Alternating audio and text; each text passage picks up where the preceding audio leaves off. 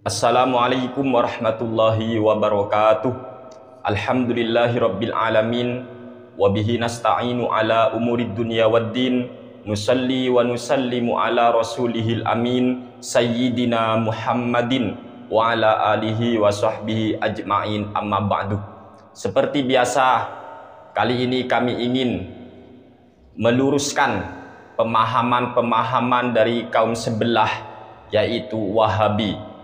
Wawasan agamanya hanya bid'ah, dan semoga apa yang kami sampaikan nanti akan membuat sadar para pengikut Wahabi.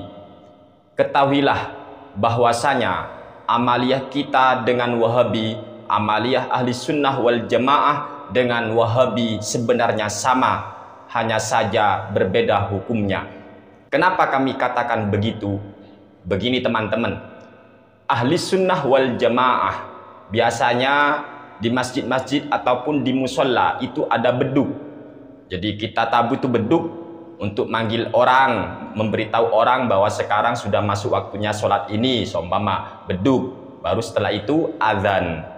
Oleh para Wahabi, salah satunya dedengkot Wahabi yang bernama Yazid Jawas, beduk itu dihukumi bid'ah.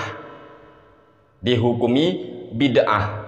Padahal kalau seumpama beduk itu bid'ah, maka kami jawab, lalu bagaimana dengan Wahabi ketika ia berceramah menggunakan mic atau ia berceramah menggunakan speaker?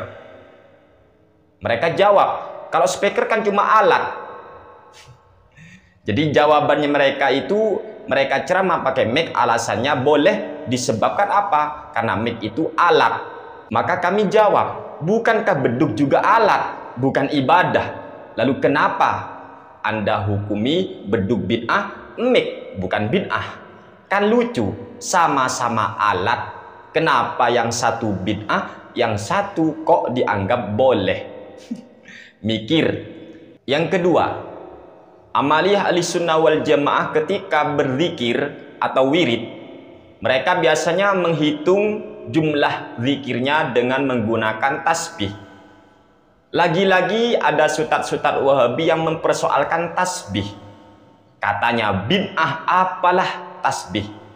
Padahal mereka para sutat Wahabi ataupun para pengikutnya ketika mau naik haji, ternyata mereka menggunakan pesawat terbang. Lagi-lagi jawaban mereka apa? Pesawat itu cuma alat, sarana. Maka kami juga jawab, bukankah tasbih itu juga sarana atau alat? Kenapa kalau ahli sunnah wal jamaah menggunakan alat menjadi bid'ah, tetapi kalau Wahabi kok menjadi boleh atau sunnah? Ada apa? Berfikirlah. Kemudian amaliyah ahli sunnah wal jamaah biasanya menghormati orang-orang alim, mencintai orang-orang alim dengan cara mencium tangan orang-orang alim. Tetapi apa kata sutat Wahabi? Itu tidak boleh, itu masalah itu. Jadi cium tangan kiai dipersoalkan. Tetapi ternyata viral video sutat Wahabi yang saat itu mencium buaya. Ini kan lucu. Sama-sama mencium, kok bisa berbeda hukumnya? Mencium tangan kiai menjadi masalah, mencium kepala buaya kok malah dianggap boleh. Kenapa? Kenapa kok bisa berbeda hukumnya? Ada apa? Terus contoh lagi adalah kalau dari kalangan ahli sunnah wal jamaah memajang kaligrafi, sutat Wahabi ada yang keberatan, menjadi masalah. Untuk apa memajang kaligrafi? Gak bisa dibaca. Padahal orang yang ngomong demikian, ternyata dia itu waktu ceramah di belakangnya banyak kaligrafi. Bahkan di depannya sini ini, di bangkunya, mejanya ada kaligrafi. Kan lucu. Kenapa kalau ahli sunnah menjadi pelakunya kok dianggap bid'ah, tapi kalau Wahabi kok tidak ada masalah? Berfikirlah. Ahli sunnah wal jamaah ketika bertepatan dengan bulan maulid, Biasanya ahli sunnah wal jamaah itu membacakan sejarah Rasulullah Sallallahu Alaihi Wasallam. Lagi-lagi menjadi masalah itu oleh para Ustadz Wahabi hanya karena persoalan nama. Namanya diberi nama Maulid Nabi, padahal isinya ngaji. Itu aja. Isinya ternyata membaca sejarah Nabi, menjadi bid'ah di kalangan para Ustadz Wahabi. Ternyata kalau ahli sunnah wal jamaah membaca sejarah Nabi dianggap bid'ah, tetapi ketika para Ustadz Wahabi bercerita tentang sejarah ulama-ulama Wahabi, kok malah dianggap jihad fisabilillah. Ada apa? Berpikirlah. Terus kemudian ahli sunnah wal jamaah ketika membaca sholawat kepada Nabi biasanya ada tambahan ala sayyidina, Allahumma sholli ala sayyidina Muhammadin. Tetapi juga boleh Allahumma sholli ala Muhammad. Ketika ahli sunnah memberi tambahan ala sayyidina, menjadi masalah bagi para Ustadz Wahabi. Ternyata para Ustadz Wahabi itu banyak ya yang menggunakan sayyidina ketika membaca sholawat.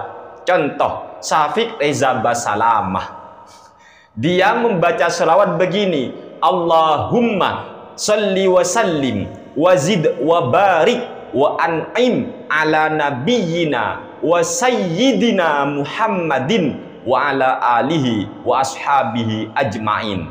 Ini berapa tambahan ini? Tapi tidak ada masalah. Mungkin mereka bilang, mungkin mereka jawab, oh itu kan muqaddimah. Muqaddimah tapi isinya sholawat, paham ya? Kemudian kalau mereka masih maksa, ya muqaddimah no problem. Pertanyaannya, kapan Nabi ketika mau berceramah bersolawat terlebih dahulu? Berarti membaca sholawat ketika mau ceramah dijadikan muqaddimah, apa hukumnya? Ayolah yang jujur. Amaliyah sama kok bisa ya hukum berbeda? Ini ada apa? Jika pelakunya adalah ahli sunnah wal jamaah, maka dituduh oleh Wahabi sebagai amalan bid'ah. Tetapi jika Wahabi sendiri pelakunya, bukan masalah. Apa penyebabnya? Ternyata kalau dipikir-pikir, faktor utamanya adalah salah satu 3 hal. Pertama, bisa jadi para Wahabi itu adalah kumpulan orang-orang munafik. Bagaimana sikap kaum munafik? Ya begitu. Dia bilangnya tidak mau, ternyata dia melakukan. Ini. Atau jangan-jangan yang nomor 2. Apa nomor 2? Yaitu Wahabi itu dengki, iri terhadap amaliyah ahli sunnah wal jamaah. Padahal sama-sama hasil karya sendiri. Tapi kalau ahli sunnah yang berkarya, bid'ah. Namun kalau Wahabi yang berkarya, tidak ada masalah. Akhirnya karena kalah pengikut, kalah banyak, kalah jumlah, iri teman-teman, dengki. Akhirnya dituduhlah yang mayoritas itu sebagai amalan bid'ah. Padahal perbuatannya podo, sama-sama tidak berlandaskan hadis Al-Quran, tapi hasil ngarang sendiri. Ya contohnya sholawat Syafiq Reza Basalamah tadi.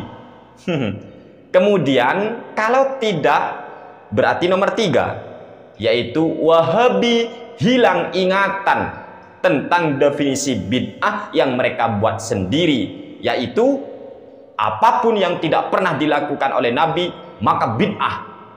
Mereka hilang ingatan itu. Oh iya ya, sholawatku tidak ada contohnya dari Nabi. Tapi mereka nggak mikir, hilang ingatan itu. Hanya mereka bikin sholawat sendiri. Begitu teman-teman ya.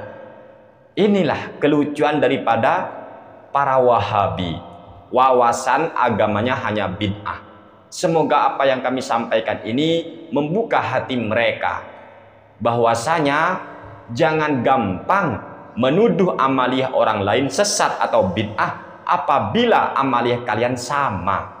Ayo fungsikan akal dalam beragama. Walaupun di dalam beragama jangan akal-akalan, tetapi tetap gunakan akal.